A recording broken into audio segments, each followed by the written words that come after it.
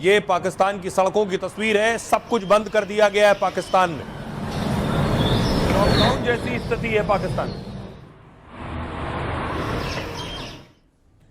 देखिए जरा, शाहबाज ने बैठक के लिए पाक की राजधानी को ब्लॉक कर दिया है पूरी तरह से। इस्लामाबाद को लगभग बंद करके लॉकडाउन जैसे हालात बना दिए। इस्लामाबाद को हाई अलर्ट पर रखकर 10,000 जवान तैनात किए गए। आर्मी हेडक्वार्टर वाले रावलपिंडी में 13 अप्रैल तक बाजार बंद किए गए। लेकिन फिर भी अमेरिका को पाकिस्तान की सुरक्षा पर भरोसा नहीं है। क्यों? क्योंकि ट्रंप ने खुद अपने उपराष्ट्रपति जेडी वेंस को बैठक के लिए भेजा है।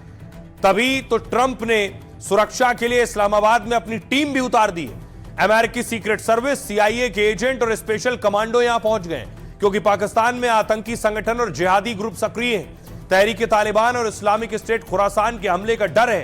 पाकिस्तान में बम विस्फोट और आतंकी हमले आम बात हैं। ईरान पर अमेरिकी हमले से बहुत से पाक संगठन एक्टिव हो गए। ऐसे में वो भी अमेरिकी प्रतिनिधिमंडल की सुरक्षा के लिए बड़ा खतरा है। इसलिए अमेरिकी एजेंसियां पाक की आईएसआई के साथ मिलकर तो काम करती हैं, लेकिन आंख बंद करके भरोसा नहीं करती हैं। इसे ट्रस्ट बट वेरीफाई मॉडल कहते हैं, यानी हर इंटेलिजेंस इनपुट को अमेरिकी एजेंसी खुद क्रॉस चेक करेगी। यह है पाकिस्तान का हाल। सुनिए जरा, रक्षा विशेषज्ञ अनिल गौर साहब क्या कह रहे हैं।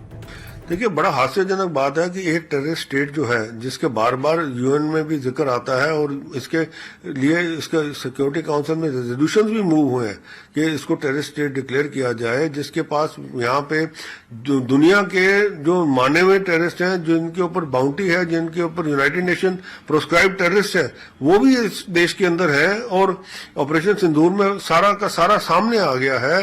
वो आज ये सोचता है कि जी मैं अब बड़ा पीसफुल वाला बंदा हो गया हूं, तो मेरे को नोबेल प्राइज मिलना चाहिए। मेरे को समझ नहीं आती इनकी क्या सोच है। क्योंकि इसमें देखिए, ये एक चीज बड़ी क्लियर है, पाकिस्तान सिर्फ तभी आगे हुआ है क्योंकि अमेरिका चाहता था कि पाकिस्तान के थ्रू बातचीत हो जाए, क्योंकि पाकिस्तान और ईरान का जो बॉर्डर है वो भी एक लगता है। अब देखिए, जंग रुकवाने के लिए पाकिस्तान ने बैठक तो बुला ली इस्लामाबाद में, लेकिन सुरक्षा देने की हालत में नहीं है। अमेरिका को भरोसा नहीं, पहले तो आने को तैयार नहीं था। बहुत यकीन दिलाया, कस्में खाई, सब बंद कर देंगे, तब आ भी रहे थे, लेकिन अपनी सुरक्षा। जेडी वेंस की सुरक्षा कुछ इस तरह की होगी, खास गाड़ियां उनके साथ होंगी, खास सिक्योरिटी उनके साथ होगी, तब वो अपने उपराष्ट्रपति को भेज रहे हैं।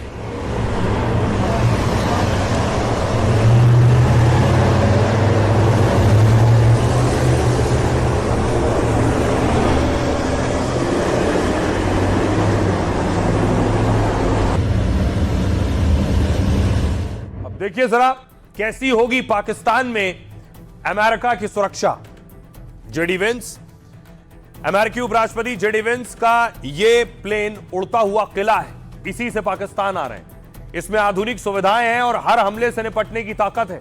155 फीट लंबे विमान में हर परिस्थिति में संपर्क करने की क्षमता है। एयरफोर्स 2 विमान की लैंडिंग से पहले पाक एयरपोर्ट सील रहेगा। यह उनकी गाड़ी। अमेरिका अपने उपराष्ट्रपति के लिए पाक की कारों पर भरोसा नहीं करेगा, इसलिए कहा यह जा रहा है कि जेडी वेंस के लिए हाईटेक कारें भी अमेरिका से आई हैं, क्योंकि अमेरिकी उपराष्ट्रपति की कार कोई सामान्य वाहन नहीं होती, बल्कि यह एक तरह का मोबाइल सिक्योरिटी कमांड सेंटर होती है। यह कार बुलेट प्रूफ होती है, यानी गोलियों और बम से भी सुरक्षित रहती है। वेंस के काफिले में करीब 20 से 40 कारें होंगी जो अभेद्य किले की तरह चलेंगी। सिर्फ एक कार नहीं होगी। अमेरिकी उपराष्ट्रपति वेंस के काफिले वाली कारों में कई और एक ही जैसी गाड़ियां होंगी, ताकि किसी भी हमले की स्थिति में दुश्मन को चकमा दिया जा सके। हालांकि उनके साथ हथियारबंद गाड़ियां, जैमर और सुरक्षा बंदोबस्त होगा। वेंस के काफिले के लिए 3 रूट तैयार होंगे। जहां से जाएंगे वो रेड जोन रहेगा। रास्ते में भारी सुरक्षा बल, स्नाइपर्स और डॉग स्क्वाड की तैनाती होगी। वेंस की सुरक्षा 3 लेयर होगी, जिसमें सबसे करीब अमेरिकी एजेंट्स होंगे।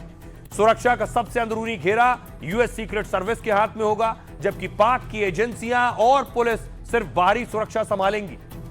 यह वो होटल, जिस होटल में वेंस रुकेंगे, उसे एक तरह का मिलिट्री बेस बना दिया है, जहां चेहरा पहचान कर ही एंट्री मिलेगी। सीसीटीवी से हर फ्लोर पर नजर होगी। खाने को भी पहले टेस्ट किया जाएगा, ताकि किसी तरह के जहर का कोई खतरा ना हो।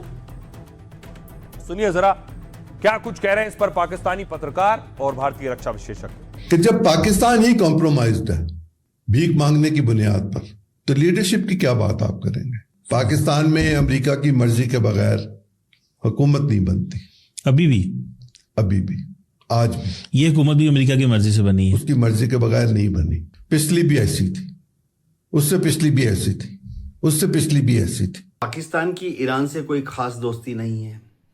पाकिस्तान तो अमेरिका का पिछलग्गू है। तो ऐसी हालत में पाकिस्तान ना अमेरिका ना इजराइल पे कोई दबाव डाल सकता है। पाकिस्तान तो इजराइल को रिकॉग्नाइज भी नहीं करता। इजराइल भी इस्लामाबाद में कोई एम्बेसी नहीं है।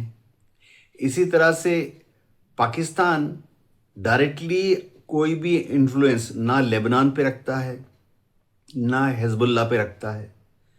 तो फिर पाकिस्तान को क्यों मध्यस्थता करने के लिए चुना गया? सबसे आश्चर्य की बात यह है कि पाकिस्तान ना अमेरिका पे कभी दबाव डालेगा क्योंकि अमेरिका का पिछलग्गू है, और पाकिस्तान ईरान पर तो दबाव डाल ही नहीं सकता क्योंकि ईरान के साथ कभी कभी पाकिस्तान के रिलेशन जो हैं वो टेंशन वाले हो जाते हैं। लेकिन देखिए, पाकिस्तान ने बातचीत से पहले ही अपना मुंह जला लिया। इसीलिए कहते हैं सोच समझकर बोलना चाहिए। क्या किया शाहबाज के एक बहुत करीबी मंत्री ने? नेतन्याहू को कैंसर कह दिया इजराइल को। अगला ट्वीट दिखाऊं, ये आप देख रहे हैं, शैतान और कैंसर कह दिया इजराइल को, और जंग रोकने के लिए बैठक पाकिस्तान में हो रही है।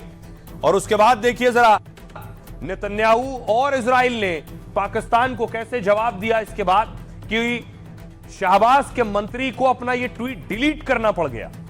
सीजफायर और शांति वार्ता के बीच पाक इजराइल में तनाव है। पाकिस्तानी रक्षा मंत्री ख्वाजा आसिफ के भड़काऊ पोस्ट पर बवाल हो गया।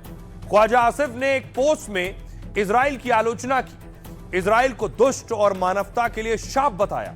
जब पाकिस्तान में वार्ता होने जा रही है तब इजराइल लेबनान में नरसंहार कर रहा है। पहले गाजा, फिर ईरान, और अब लेबनान में निर्दोष लोगों की हत्या।